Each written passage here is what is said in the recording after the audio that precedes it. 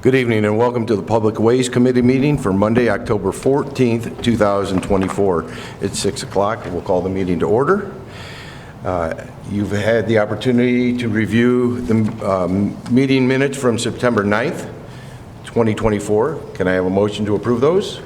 I'll make that motion. Second. All in favor? Aye. Motion carries. At this time, we'll open up for public participation. We are going to keep things a little brief tonight. We have a lot to cover, and there is a playoff game immediately following that we have to be out of here by 7:20 for the 7:30 first pitch when the Guardians are going to beat Mr. Hiscock's Mets. Or Yankees. The Yankees. I'm sorry. They're all New York teams. All right. Let's make it quick. Yes. Nancy Badillion, 191 East Prospect Street. Compliments keep flowing in on those pickleball courts. I can't, and people are coming from all over. So they see courts all over Northeast Ohio, and they say, these are the nicest courts they've ever seen. So just kudos to you. And again, thank you for continuing that trail there at Chester Street. That made it so much safer and so nice. So on behalf of the Friends of Wadsworth Trails, we certainly thank you for that. And continuing along that line, you see a brochure that I left at your desk. This is just one of many emphasis on this active transportation. Go Ohio and NOACA are two of the biggest organizations where we can get money, grant money, to fund these trails within our cities. And when I was laid up and riding this scooter all over town, I would go from downtown Wadsworth down that sidewalk down College Street on either side. If you've ever walked that, it's an embarrassment to the city. It's unsafe, even if someone were walking it, much less with a walker or older people like me. Or I do hope you take a serious look at that this year. And then continue an all-purpose trail down to Holmesbrook. That's kind of a focus of our group this year, that we're really going to keep asking and begging to consider a safe way to bike or walk down to Holmesbrook Park. So that's it. That's all I have to say. Thank you. Okay, Was that quick enough? Yes, thank you. Thank you, Nancy. You almost hit a home run. All right, at this time, we'll get an update on the parks, starting with Memorial Park Destination Playground update.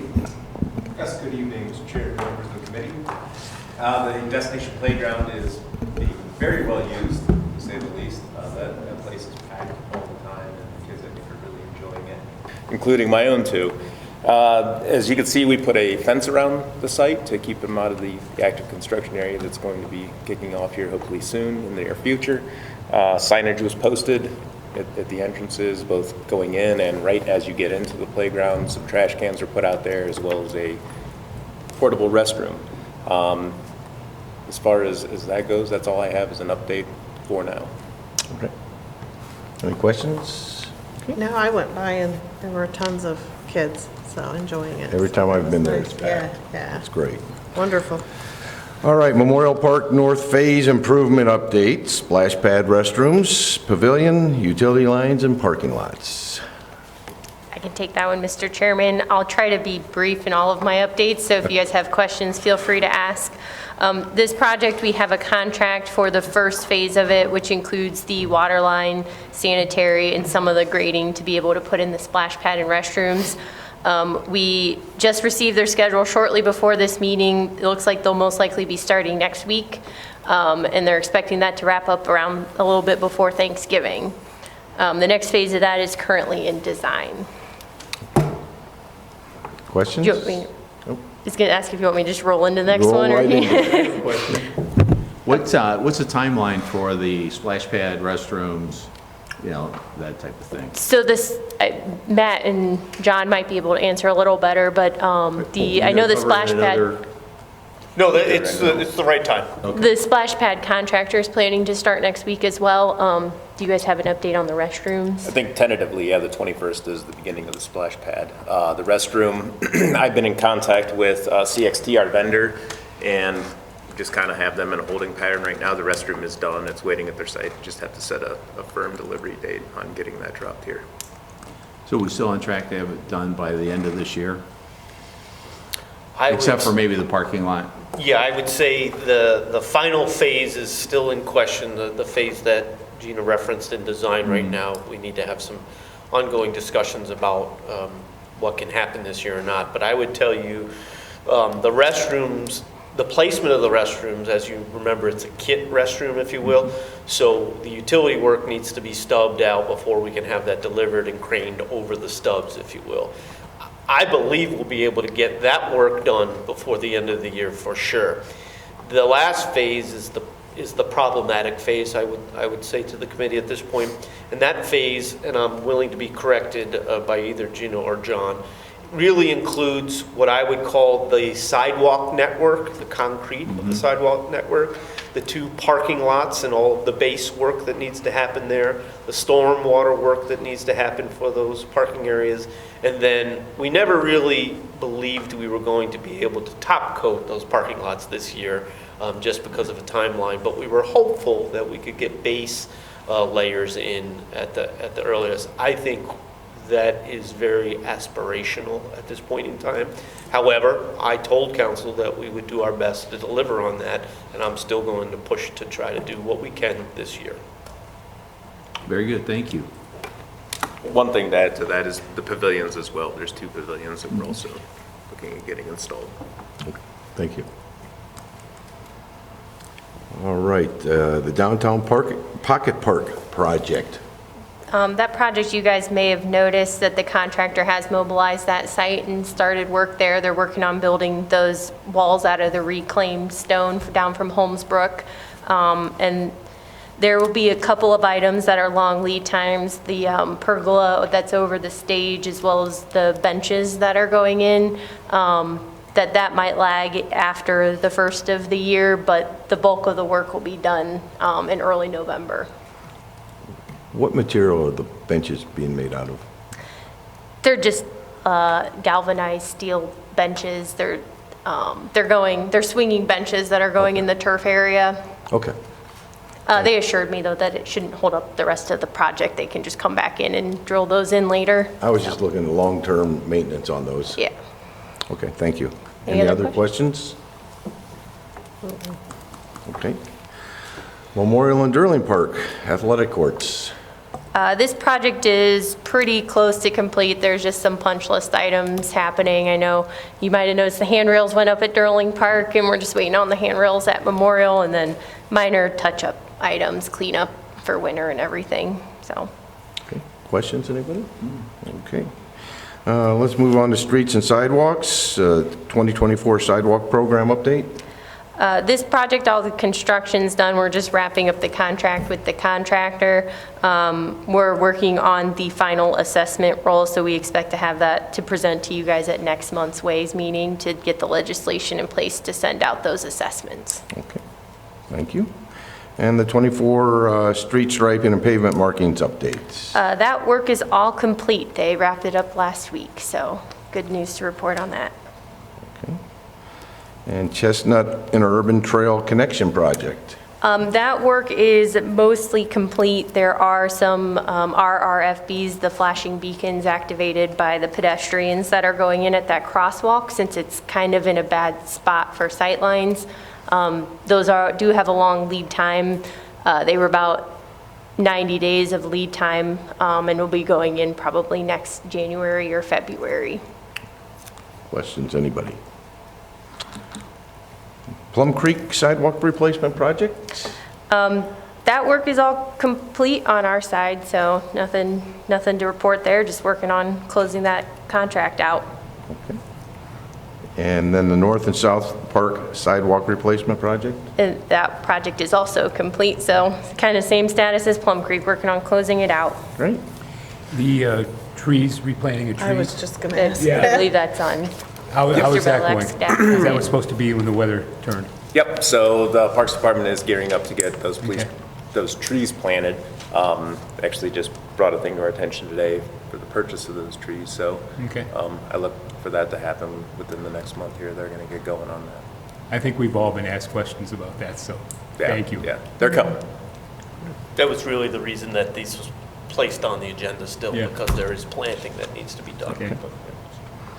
All right, let's move on to the airport and the PAPI project. I think all three of these airport projects we mostly left on the agenda if you guys had any questions, because I don't believe there are any real updates unless you guys want refreshers on where we stand with things, but no change really since the last meeting on those ones. All right. Well, let's move into everybody's favorite part, the 2025 capital budget proposals. Thank you, Mr. Rosbert, members of the committee. At this point, what we'll do tonight, our focus would be on capital budget proposals for 25 within the areas of the Public Ways Committee. I think we'll follow the lead of prior budget discussions in this regard, and with that, I would ask you to turn to the back of your budget books, if you have those, page 186, which is the beginning of the capital project listing. I'll give everybody a moment to turn to that. Ms. Hines, I have an additional budget book if you'd like to have your own. Pass that down I'll there. just borrow it for this evening. Just for tonight, I thought I'd bring it in case Thank anybody you. forgot it. That will help. Sure. Thank you. So again, that'd be page 186. And with the committee's consideration, I think what we'll do, rather than follow the agenda listing where I had Airport, Park Street, General, we'll just work our ways down the capital listing, starting with the parking fund and then moving forward. Certainly, as the committee knows, and I always give this declaration, stop us if you have questions. If we don't address something that you have a question about, please bring it up. We're more than willing to do that. And again, if we don't have all of the answers or responses for you tonight, we'll get them to you. And we won't wait till the next Ways meeting to get those answers to you. In addition, if you think of something after tonight's meeting, please feel free to reach out to myself. We'll get the answers for you, or at least get you pointed in the right direction to get any answers. So with that, we'll start in the 210 parking fund. And again, I won't touch upon every single item listed here, but I'll touch upon some that I think are important or major projects for your consideration as we move forward. So in the parking area, there's a couple of split funding ideas, and I'll tell you there are two major parking lot projects that we are proposing for 2025. The first is what we have deemed the Southwest Parking Lot Phase 3, and that is both the design and construction of that particular area. To orient you again, this is the parking lot that adjoins the rear side of the Pocket Park. And it is the parking lot where we took down a building recently, at least within this year. And it is a parking lot that I've heard from several different council folks about some very creative ideas for improvement to that area and basically to redesign that particular area. Use it both primarily as a parking lot, but also with potential other uses at stake. The timing of the project is important in my mind too. We know that ultimately there'll be some downtown improvement projects going on. It is a necessity. So work along Main Street or up on the surface level, if you will, of the square will ultimately get started at some point in the near future.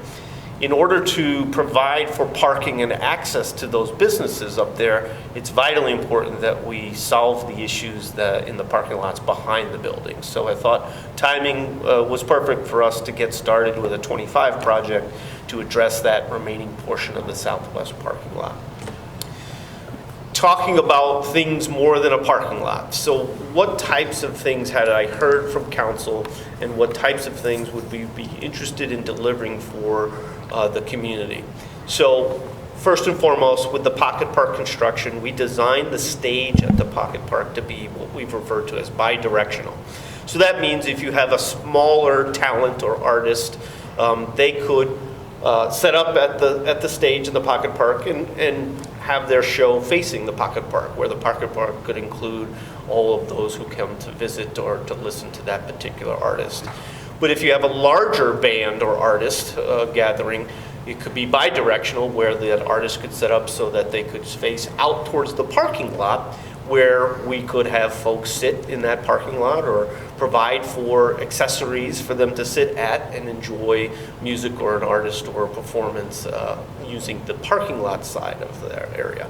Obviously, if you've been out to the parking lot, if that's the way we're going to propose to use the stage, we need to improve that parking lot or add value or accessories to the parking lot so it becomes more than just a simple parking lot. Changing gears, I've heard from folks on council and others that are very interested in food trucks. Food trucks are a popular item in most downtowns. We don't really have a great place to host what is commonly referred to as a food truck rodeo. Food truck rodeos are where you bring in more than one food truck at a time, and you sort of build a food court, if you will, using the mobile trucks, and you provide an area for folks to not only purchase their food, but to sit and to enjoy their food, those kind of things. So you could add certain hookups, if you will, into the parking lot and design those in, if you will, so that we could host food truck rodeos or things like that, fair type situations where you could do that. So is that an area that we'd like to build into a design of this southwest parking lot? And then lastly, I think we realized that with plans for CIS changing and that being a host area for the farmers market, is there an opportunity to use this southwest parking lot for a farmers market host site? I think there's also been talks with folks at the Friends of Wadsworth Trails of making it a trailhead and adding some type of nice amenity to help it to be a trailhead in that particular area. So there are a multitude of different uses proposed that are strictly sort of out-of-the-box parking lot uses, but something that finding the right design team and incorporating those in would be very beneficial. I think there's also some things that we need to do in that parking area similar to what was done in the other southwest parking lot improvement. And that is, there's a lot of aerial lines if you look at that line, a lot of unsightly amenity areas types things that we still need to account for. So is there an opportunity to bury some of those utilities? There's certainly probably an opportunity to improve some of the underground utilities in that particular area. So it's an important project. I think the timing of the project is ideal based upon what we want to do in some other areas. And I think there's been a constant onus to improve our downtown area, and that's an area that needs improved. That hasn't really been addressed yet. So there's an opportunity there. The spreading of the cost of that particular project you'll find not only in 210, but we'll touch upon it later, also in areas of 425 where there are other expenditures allotted. The total proposed estimate on that particular project includes about $585,000 of potential expenses.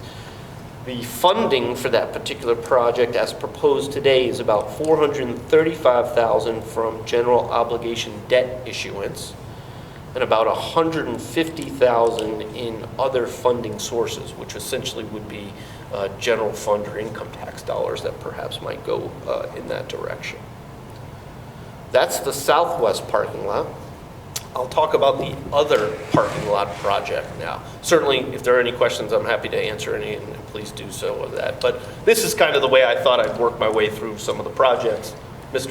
Is that Parrish. internal debt, or was that outside? We can take bonds for that? That would be bond debt, bond Okay. issuance, Thank you. external debt. Yep. So the other parking lot project is actually the City Hall East parking lot. So that's the parking lot directly behind where you all are sitting at this point in time. And I spoke to this particular project at a safety committee. Why safety committee for a parking lot project, you might ask? But the nature of the use of that parking lot is near and dear certainly to the police department and other personnel who park their vehicles in that parking lot that are other City Hall employees, if you will.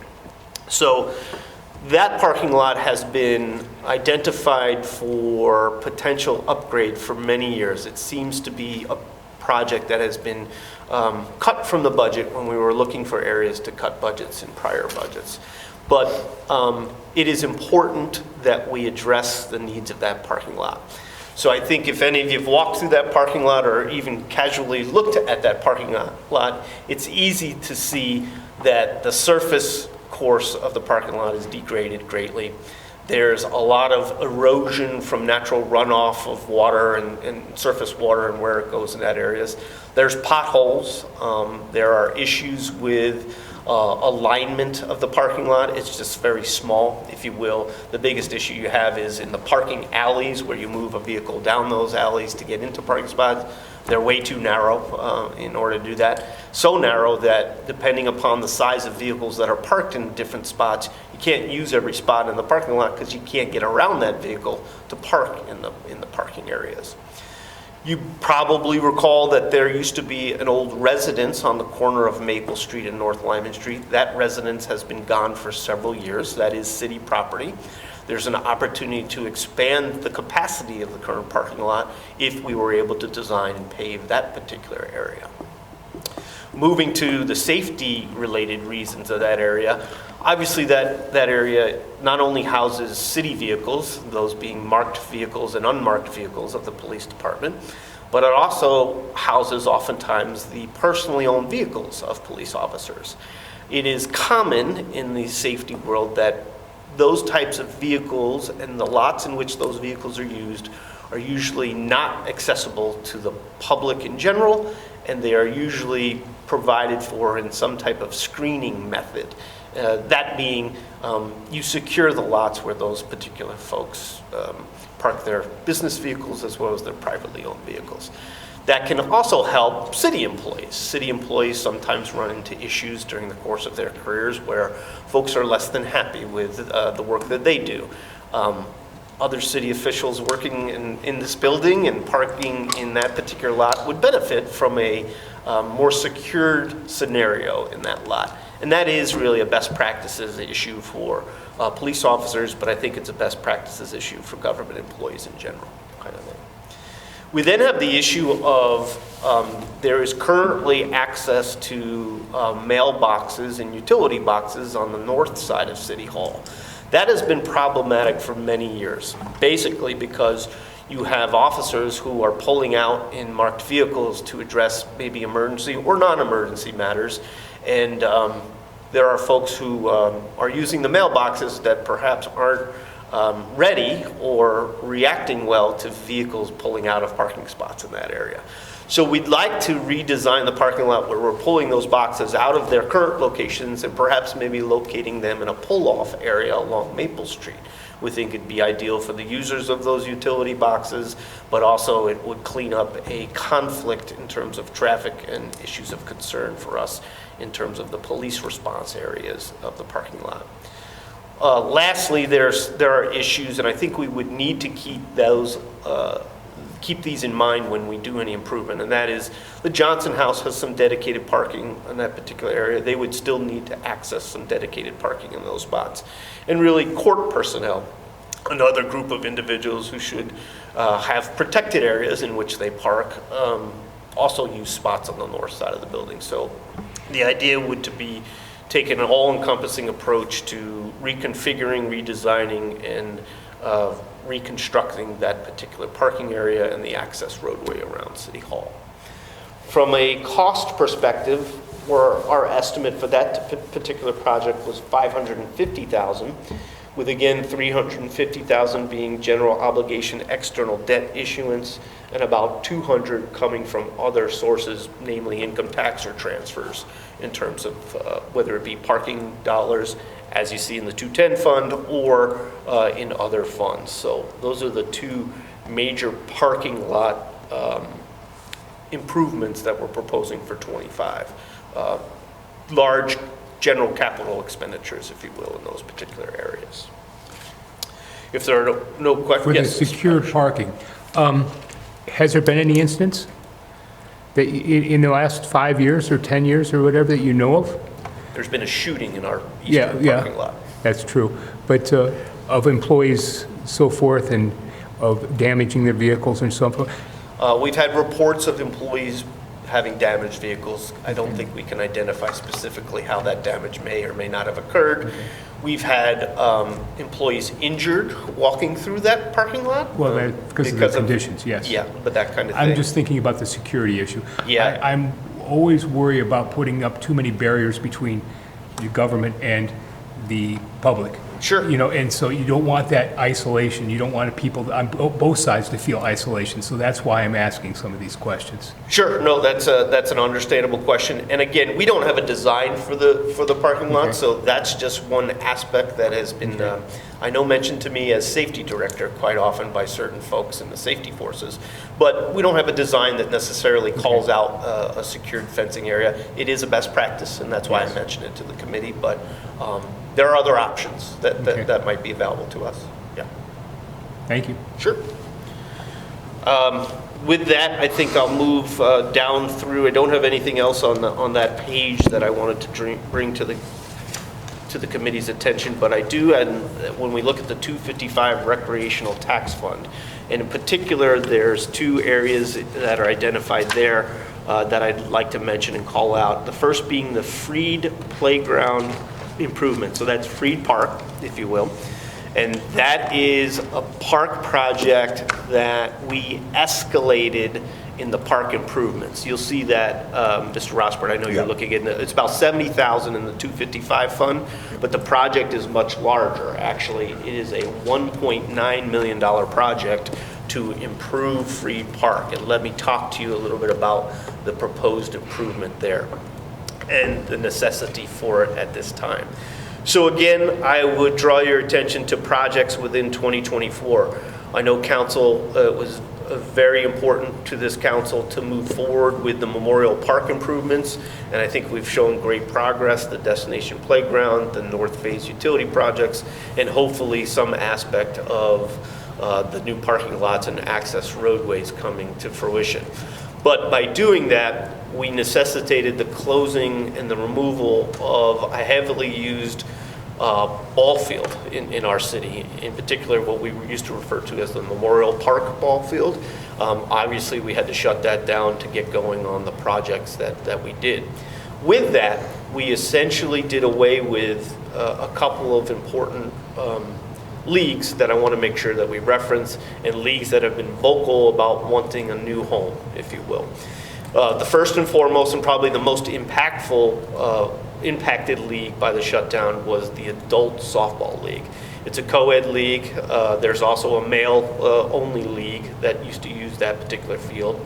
And the uniqueness of this field that made it ideal for that particular league is that it was a lighted field. And so if folks work during the day and they have an adult softball game, it's usually in the evening, and that was the only lighted field that they could use for those particular practice. So when that field went offline, we didn't make too many adult softball players happy right then. And essentially, they had to go elsewhere out of our community to find a place to play. I've heard from many of the teams that they never did that. They weren't able to catch on in different areas, and the league wasn't able, despite the efforts of the league as well as the city calling some of our neighboring communities about access to a lighted field. We weren't able to identify one for the current season. So they need a home, and they want to get back doing it, and it's a very popular league here in our community. So the Freed Park proposed field would be a similar field to what was at Memorial Park. However, we're proposing that it be a turf field so that it can be used in Northeast Ohio's weather and for more of a season. And we propose to use, we saved the lights from Memorial Park's field, so we'd hope that we could reuse those lights at this particular field, save a little bit money on that particular investment. Another important league that is growing very popular, and I dare say that on a night of a Major League Baseball playoff game, but they compete with baseball, and that's lacrosse. Lacrosse has become very, very popular in our community. If not, it's been popular in our community. Lacrosse has no current home, youth lacrosse. And so one of the ideas was if we could design this particular turf field with an outfield slash part of the infield that could incorporate a lacrosse field, a uniform lacrosse field. Youth fields are much smaller, but a major or a large size lacrosse field, you can incorporate 2 youth fields on something of that nature. This could potentially become the home of lacrosse in our community if we use that field that way too. In addition, if you remember, the Memorial Ball Field was always used by youth softball as well as youth baseball, different age classifications in those particular areas. The new ball field would be able to be used that way too. It would be, again, very similar to the Memorial Park ball field in terms of dimensions and potential for use in those particular areas.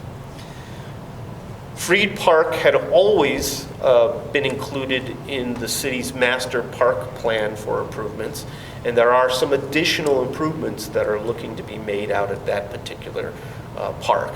I think first and foremost, if you've ever been there, the parking lot is not in good condition out there, so we need to make upgrades to the parking lot. In addition, it does not have a restroom facility that uses city utilities. In fact, there are no city utilities currently getting into the park, if you will. So we would need to build and include city utilities as well as a restroom facility.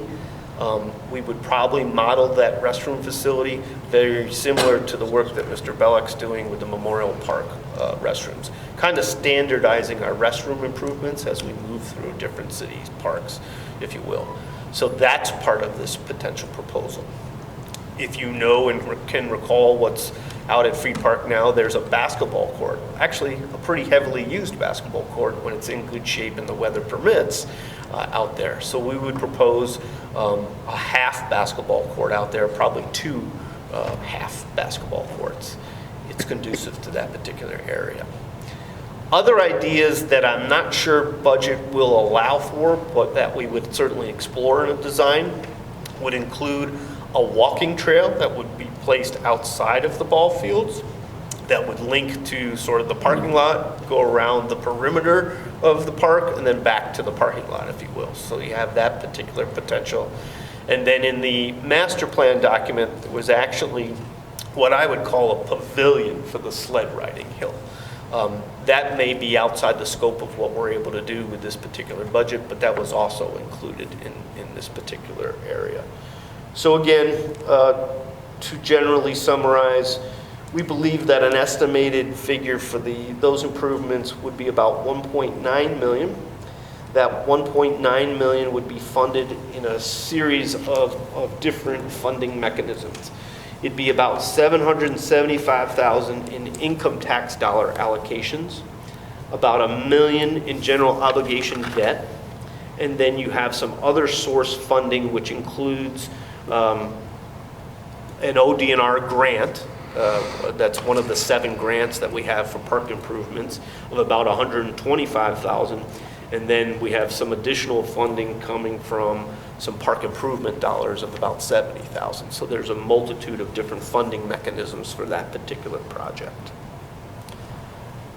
That's Freed Park improvement. Again, something I would classify as a major capital project for 2025. I think as we move down that particular page in the capital projects document, we move more towards airport improvements. And these are some of the things that were not only on our agenda, but some of the things we've talked about in the committee.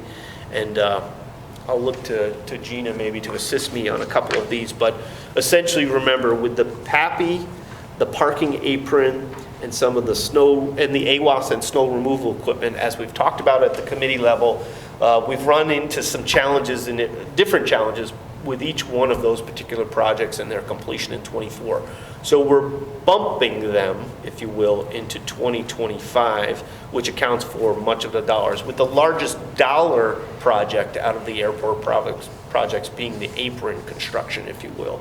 And I think many of you, if you have not, but many of you have heard from the folks out at the airport about the dire need for that particular project to being a host airport, a more active airport.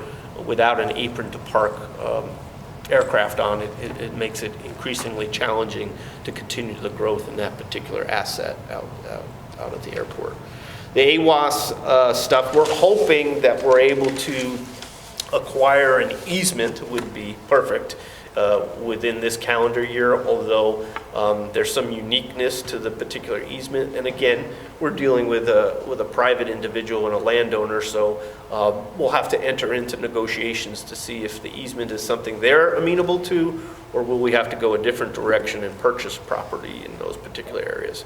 Not quite sure which direction we'll go there. The Pappy project and the snow removal equipment project, we've talked about a couple of the challenges existing in the process that we use with the FAA to acquiring those things. So that's not going to happen in '24 at this point, knowing where we are, so we've bumped them to '25. And I think on the snow removal equipment side, we've had a lot of discussions there. I think we're going to move away from the $500,000 piece of equipment that was identified in the FAA opportunities to a more cost-effective solution, still a new piece of equipment, but a more cost-effective solution where we end up purchasing that piece of equipment on our own rather than contributing 5% towards a $500,000 piece of equipment that may not be used in a manner in which we think would be best to be used in that type of a cost object. So most, if not all, of those items are being moved to 25 in the airport area. If there are no questions, I think what I'll do now is move down to the 425 general capital improvements. I think in some areas, again, just to touch upon, we've got some quite a bit of investment in some of our parks equipment areas. This is an item that I was thinking about when we did our tours with council of different departments, and where I made reference to, I think we can do better in terms of investing in that particular department. We made a conscious effort to do that in terms of mowers, stump grinders, broom attachments, a leaf machine item, which is really streets area, but areas where we really invested in equipment to help those folks do their jobs in a more efficient and effective manner. So those you'll see in the 25 budget. Moving down to the next page, at the top of the next page, something that I know members of council were very interested in. We did put a placeholder in for an E.J. Young Memorial item out at Memorial Park, so that's in for 25. That is not a project that we were able to get to here in 24, but we do have a placeholder there for that particular improvement.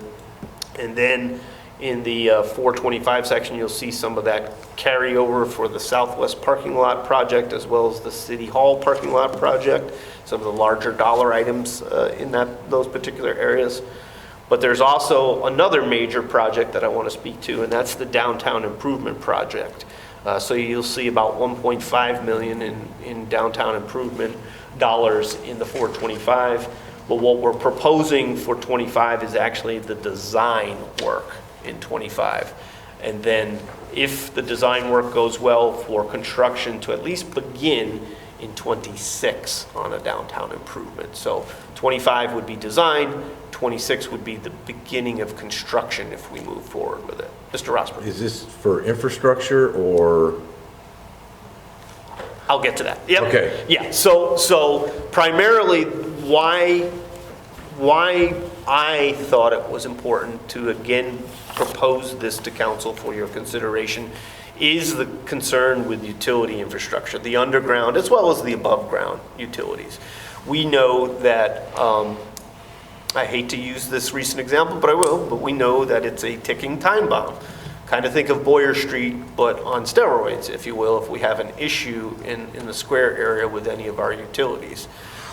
It's not going to be a quick and easy fix, even though folks thought Boyer Street wasn't quick and easy.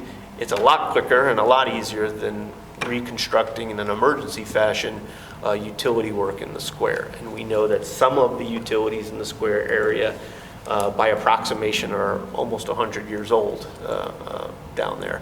We also know that there is a uniqueness to its location between the low and high side, at least on the water side, where we have some very real limitations in the event of issues with providing water during an emergency. And so we have some concerns there. So I think the primary onus would be to address the infrastructure issues in our square area.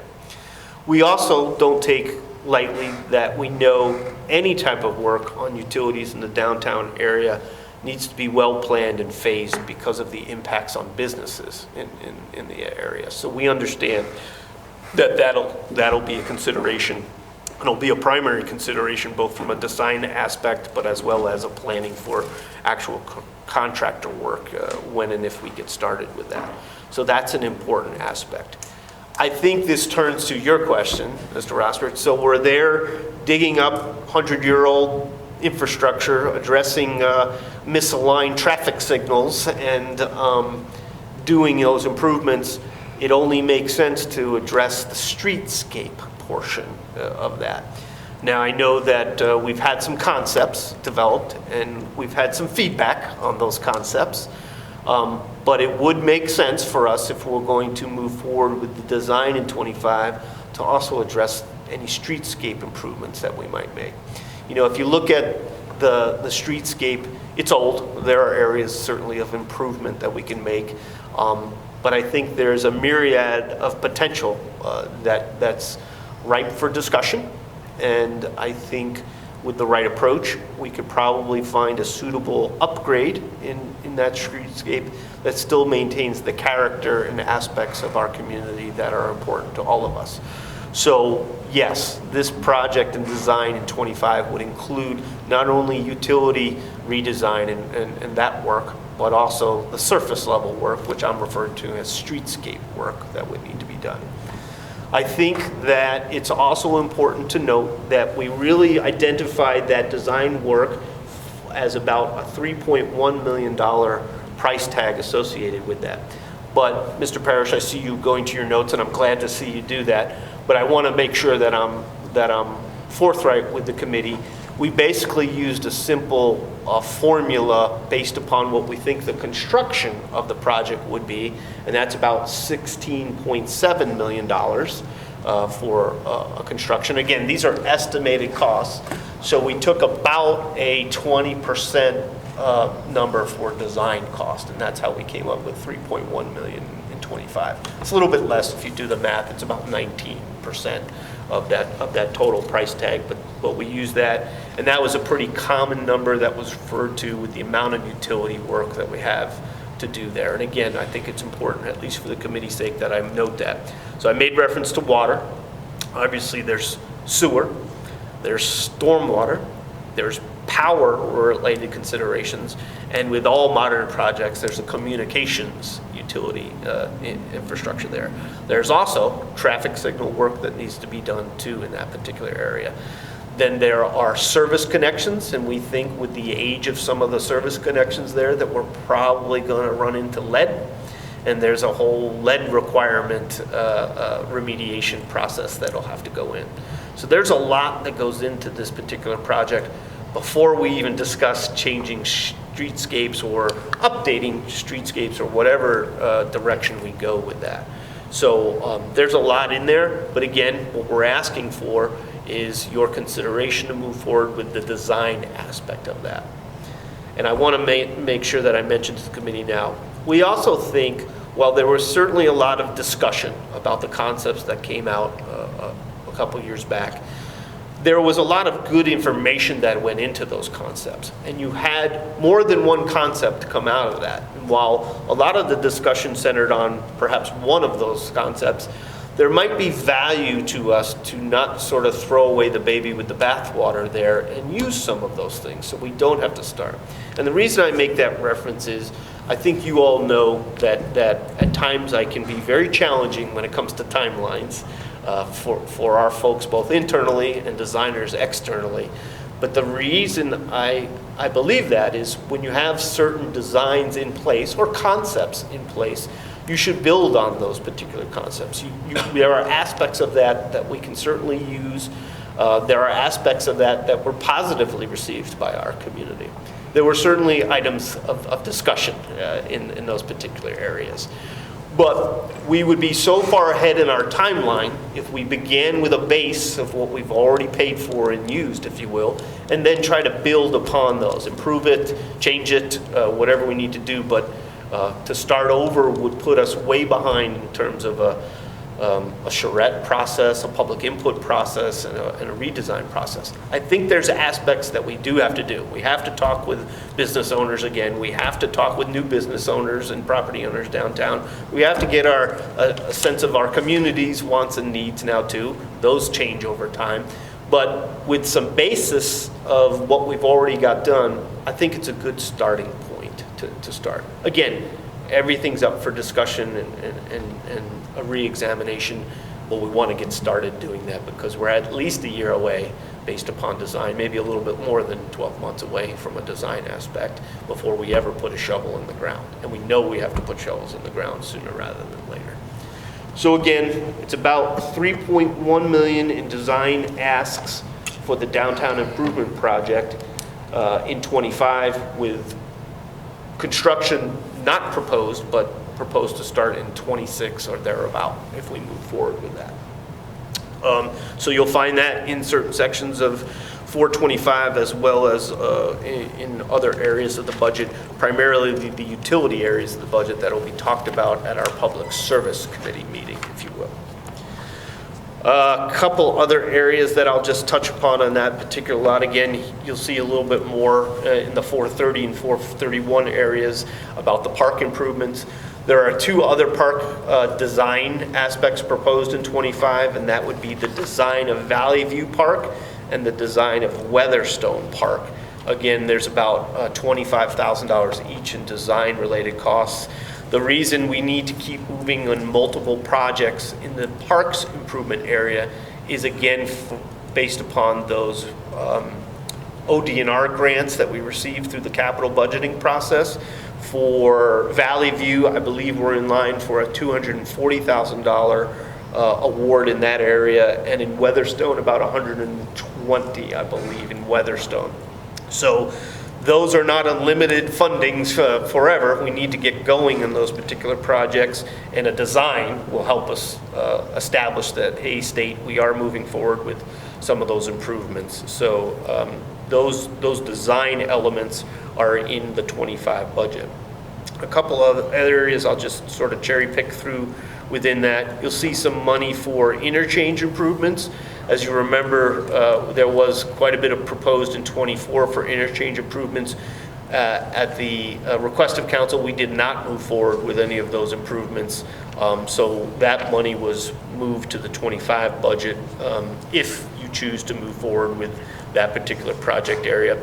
We do have an ongoing desire to improve restrooms buildings at the parks, and I think with the work that Mr. Bellick's done, and I've made reference to already, we've got a really good provider, and we've got some upgrades coming. We think they're going to be well received. We have some restroom buildings throughout our park system that are in need, so we'd like to improve those. I believe that's probably all of the areas on that particular page that I wanted to speak to in terms of capital project improvements. Again, I'll make a note, as I just did, some of the brickyard and downtown improvement projects have very large dollar items associated with them, but they're more in the public service realm because they're utility oriented, so we'll touch upon them next Monday at Public Service again. So we'll have another opportunity to discuss those particular projects. At this point, I think those are the capital projects that I wanted to bring to your attention. Certainly we'll open up the floor for any questions on any items in the capital budgets. I have a question, and there's much discussion, talk about grant opportunities. Do we still have grant software, grant writing software? We've had it in the past. I do not believe... And then it was like on an annual subscription, to update it. I do not believe we have any grant writing subscription software accessible to us at this point. Are you thinking of a particular grant, Mr. Williams? No, not it's just where it has all the grants that are available, whether it's federal, state, what have you. A lot of communities use those to try and find money. I know in the past we had it, but I haven't heard any mention. about subscribing, the annual subscription to it? So I don't believe we've subscribed it in recent years. What we are doing, though, is we are sort of charging Ms. Anderson with being our grant specialist. And so just today, I saw another listing of grants that she distributed to department heads for kind of review and input. So we've designated one person to sort of not only identify, but also be sort of the clearinghouse for grant opportunities for all of us to work with. As I think council members know, grant writing is a real art, quite honestly. And many entities our size don't do grant writing in-house anymore and haven't for a long time. They actually hire a grant writer to not only identify opportunities, but then to go out and complete the applications on our behalf. You still have a lot of documentation, a lot of work that has to be done by someone in-house to provide a grant writer with that information if you want to have a meaningful application and attempt at an award. It is a very competitive environment. One of the first things that oftentimes I see in grant opportunities is they look at a need-based analysis, and it's a good thing, but in a grant world it's a bad thing. We oftentimes have a lack of need when compared to some other competitive grant writing aspects. However, with that, there are several different grants that I think we get on an annual basis that we write good grants for, and we do that. We tap into a lot of resources through American Municipal Power and their granting opportunities. I know on the safety side of the house, both chiefs as well as myself are subscribers to grant opportunities on a regular basis. But again, grant writing is an art. It takes a lot of time. I think we've moved away from folks in-house being regular grant writers, but we're trying to use a point person approach to grant opportunities now. We still look for grants. It's not to say that we don't, and a lot of our department heads come across grants. We dig into them a little bit further and realize, wow, the amount of work that's going to happen to do this, or we don't have enough time, quite honestly, to apply. But we do look for it. And all of the projects that I've listed today, and even the others that aren't, that I did not speak to but are listed in your budget books, we will look for opportunities for grants. We actually do that quite often. We also have some of these projects that have already been grant awarded that I made reference to. So I hope that you see that we make a conscious effort to try to find alternative funding sources rather than just going to the well, if you will, or our income tax dollars to pay for things. Thank you. Yeah. There's a huge investment in parking lots, and I mean, and it's a big replacement cost. I didn't see if it's a capital expense or not, the ceiling, crack filling, painting of those. What are our plans that way so we can extend the life as long as possible before, and the quality of the parking lots? Is there plans? Because I don't necessarily see that in the capital budget. Yeah, so Gina could speak to this as well. You know, if we do get new parking lots put in, we're probably at a 3 to 5 year point in time where we're gonna have to start considering crack filling and restriping the parking lots. So putting it in right now is kind of putting the cart before the horse on it. Typically with the street, we're right around 5 years out, aren't we, with the crack sealing program? Okay. Yeah, and there's other things you can do with parking lots with fog coating and sealing like that. So I think kind of putting them in right now is getting a little. How about the current ones that are in good condition so we can extend their life, like Weatherstone? You know, that's it's not in bad shape. It's not got potholes, but it's Right. to extend its life. I mean, things like that. That's what I'm looking at, so we can get some more use out of it before we have to refurnish it. Sure. Yeah, and that's something we can look at. Okay. I think after looking at them, I mean, they're not too bad yet. No, and that's why I'm saying we extend that life. Sure. And getting a contractor in there to do it, you know, if they just see a couple of cracks here and there, I think it's going to cost us more in the long run just to have them do a couple Yes. instead of having them come in and So I would like to take that in consideration. I appreciate it. Thank you. I'm glad that Mr. Parrish asked that question because I totally jumped over the street improvement fund, Yes. which is 471, and there is some capital expenses in Yeah. there, so I apologize. Let's revisit that, and I think both Gina and John can talk. I would also add to John's answer, and I'm willing to, some of those maintenance items, Mr. Parrish, might be addressed in next month's Ways meeting. When Okay. we talk about operational and maintenance-related costs. Okay, So good. there are some dollars identified in those particular Yeah, areas. We do, in the operating budget, increase the annual crack sealing program from 50,000 to 75,000. Okay. So there will be, we are trying to address and fund those particular practices. It just doesn't fall within the capital budget items that we're talking about tonight. But we'll talk next meeting about operation-based expenses in that Mr. area. Williams has a If I might question. add, I think it was about 3 or 4 years ago, we added on to the parking lot at Weatherstone, get more spaces in there, if I remember correct. John, you'd probably know. Yeah, I think Mr. Bellick, it was about 4 years ago? it sounds about Yeah. right. Maybe slightly longer, but yeah, you're right. Yeah. You're right, yeah. So, sorry, if we could go back to your budget books towards the, it's the 471 Street Improvement Fund. And I will note that there's a line item for annual street improvement program where you'll see the estimate for '24 is $500,000, and in '25 it's actually going down to $375,000.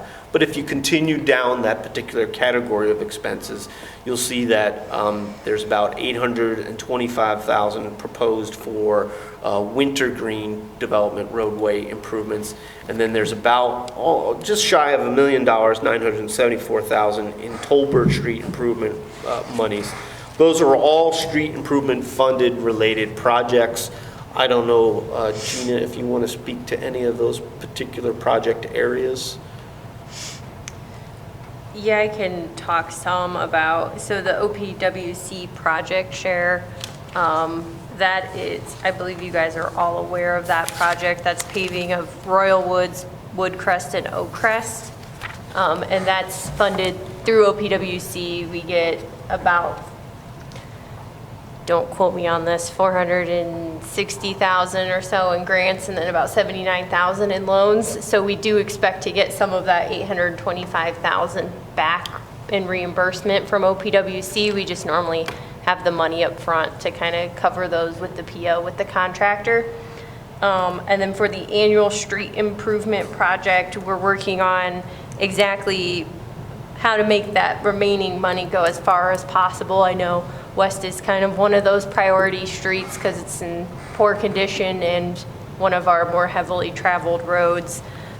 We've also been looking at FAR as another option, and then maybe some smaller roads near there if we have the monies available to do that.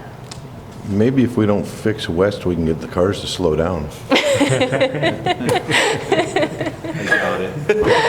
I'm just thinking outside the box here. It's creative. You know, It's not the first time I've heard that approach for roads. So I'm glad, Mr. Parrish, that you brought that up. I apologize. I skipped right past it, talking about park projects. So is there any other questions about the street improvement program or anything in that particular nature? Because that's obviously a large capital Right. investment project every year. So. I have nothing. Okay. All right. Anything else from anybody from administration? From the committee? No, thank you. Okay, I'm going to throw out one more, I'm going to throw out my request one more time. You guys deal with these acronyms all day long, every day. I struggle with all your acronyms. I am compiling a list for you Okay, guys. please. It just makes our lives a little easier, so I appreciate that. Mr. Williams, you have anything? Just, going back to the downtown infrastructure program, it's, would be a major project, and I'm concerned about business, and we need a good business interruption, plan. It was a little easier when you had 4-lane roads on the north end of town to help maneuver vehicles around and parking. But downtown's very, very critical in this time of economic duress. Yes. I hate to see any businesses leave. I wholeheartedly agree that, I know we need the infrastructure. I am concerned about some of the the streetscape's going to hopefully bring more business, but I am very concerned with what that might do to the businesses. And I think it's something we have to look at. We need to re-engage the stakeholders and maybe throw it out to the citizens for a vote.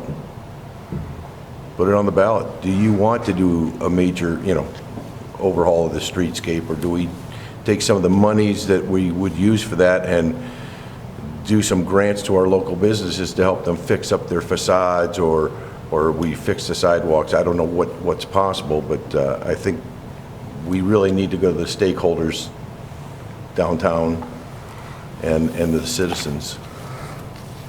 That's just my 2 cents on it. We certainly, if council approves of that project moving forward, I think that's a primary importance to us also. And we realize there are some challenges with that project altogether. So yeah, agreed. Yeah, small business owners are struggling. Anything else? Well, our next meeting will be Monday, November 11th, 2024, 6 o'clock p.m. here in these council chambers. And with that, I will ask for a motion to adjourn. So moved. We are adjourned. Go Tribe. Mr. Hitchcock, well done. Got us out here in an hour. I tried. Thank you.